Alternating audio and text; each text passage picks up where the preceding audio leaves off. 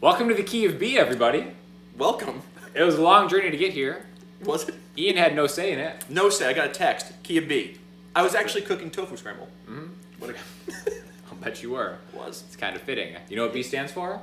I think I do. It stands for boss. I knew you were going to say Never played a song in the key of B. Underutilized key. If you ask me. Yeah. Wait, I'm like, what's in the key of B? I don't know. I'm sure you guys can tell us. Our song. Yeah, this song is now. Are we daring say that's finalized? Well, okay. It's not finalized. But close. We've got the bridge and the last part to kind of work through together still. But so far, this video is about pre-production, essentially. Yeah. So this is kind of it. This is we're locking in, and so pre-production is brought Probably about. the last video before we start tracking it. True.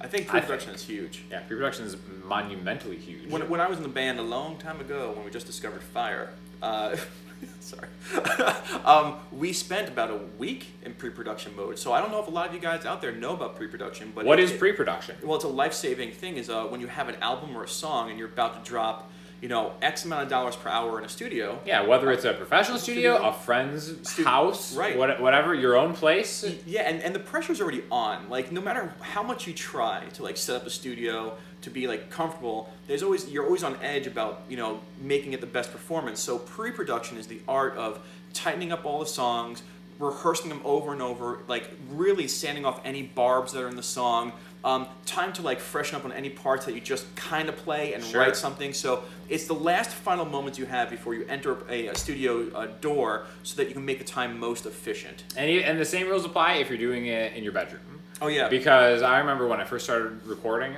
I would just write something and then I would record it and track it right away. Yeah. And it leads to massive problems down the road. In case you don't like something, you have to change everything. It's daunting and you just give it up and you never go back to it again. That's exactly it. So that's why pre-production, having it down solid, practicing the parts. And actually, it's really funny. I don't know, again, you guys know I'm a big fan of jam bands, but I was in the jam band and we actually wrote a lot of songs on tour. And then went back to the same studio that we did our first album with, and the engineer was like, "You guys are so much tighter this time around." And so a lot of bands pre-produce on the road. They rehearse their new songs before the album even comes out, because it just makes it tighter. So there's another form of pre-production is actually playing your songs live before you even record it, so you can find out what works, what doesn't, and you get the vibe and the tempo and everything. Awesome. So you want to get to it? Want to run through it first, and then kind of just start moving around. Maybe we'll kind of edit it to condense it or whatever. Well, I think the first pre-production move was you changing the key. That was pre-production. And the second pre-production move, Lucas. How you doing? Got a shout out to one of the subs. One of our subs, Lucas. Who kind of flamed Ian for writing a pretty basic line. Yeah. In one of the previous videos. Very true. My original line, let's see, was an A, right? It was an A. So it's. I did an A there. Okay. And he said, "Well, the time you hit that diad 5 times is kind of boring." And I read it and I was like, "Yes, there is room for potential." So we sat and we pre-produced. I said, "Hey, Sean, can you play a line over and over again in B?" And we came up with something different. So you want to hit it? Yeah, we're gonna do the. All right. Are you going to go through the whole thing or just the first? Just part? the line first. And all right, sure. 1, 2. Ready, go,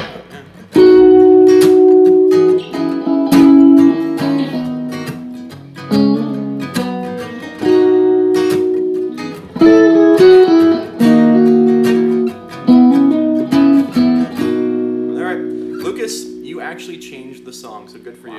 That was awesome. Yeah, that's incredible influence. And I hope you enjoyed it. I'm going back and forth between each line, and there's a little tiny speck of pre-production, making sure. So what did you change instead Instead of doing this instead of sitting there, I had to remind myself what chords we were on.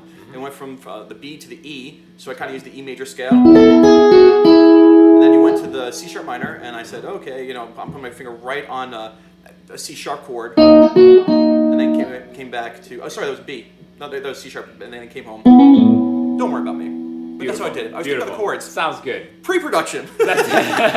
Maybe this video needed some pre-production. True. Yeah. But it doesn't matter. But the thing is, I followed the chord changes, had them loop it over and over again, and I listened. That's another thing about pre-production. Just listening, make sure it works. Jamming it out, rehearsing it. Yeah, you want to do it? Let's do it. All right. 2, 3, 4.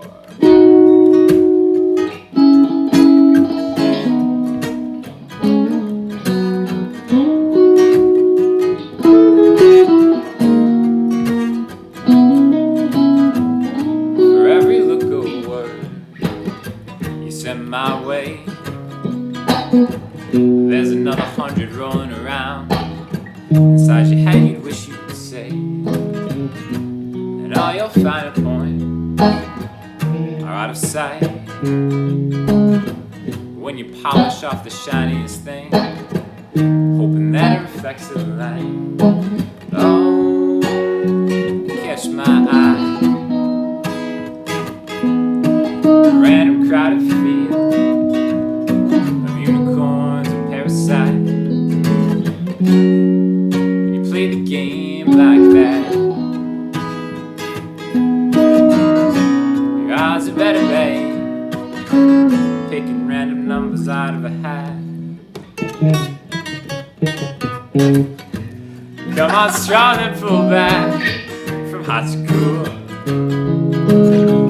using all the dirty tricks that worked so well in high school.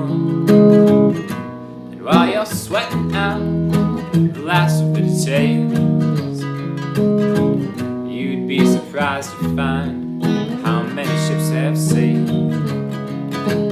Oh, catch my eye. A random crowded field of unicorns and parasites. You play the game like that. The time's coming. Meet the man that's met your match. Is he gonna do it right? Oh my God. Close enough. We're still working. Whatever. But we need pre-production. That's the point. Yeah, You that's gotta just do it. You gotta jam it out. over and over again. A great tip is to record yourself Yes. playing it. That's why a voice memo app, whether it's on an iPhone or any kind of phone, Yeah. voice memo apps are invaluable. Absolutely. So you can either play along or hear the spots that where you mess up. Say, I gotta keep on doing that. And remember to label your voice memo app. Otherwise, yeah. you're going to have just dates, and it's going to be an infinite list of Yeah, dates. like, which that you one was have- it, which one yeah, was it, and then which you're was going to go through it. Label your voice memo apps. And it's so funny. It's just 100%. freaking Kia be a screw. No, I'm kidding. No, it's great. I think it sounds actually really good. But now, Yeah.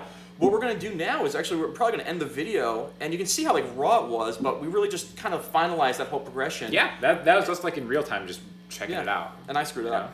And whatever. Yeah, but whatever. You know? Now But that's honesty. That's what you get on this channel. Huh? Oh, We don't polish anything No, up. no, who cares? We're just a couple of guys. We're writing a making song. music, doing a thing. Warts and all, people. it's a warts and all. Warts and all, yeah. So we're gonna turn the video off, and we're gonna go through with notes and just pre-produce everything, get it ready, and then I think the next phase might be tracking, buddy. Right? There we go. Tracking. Until next time. See you soon.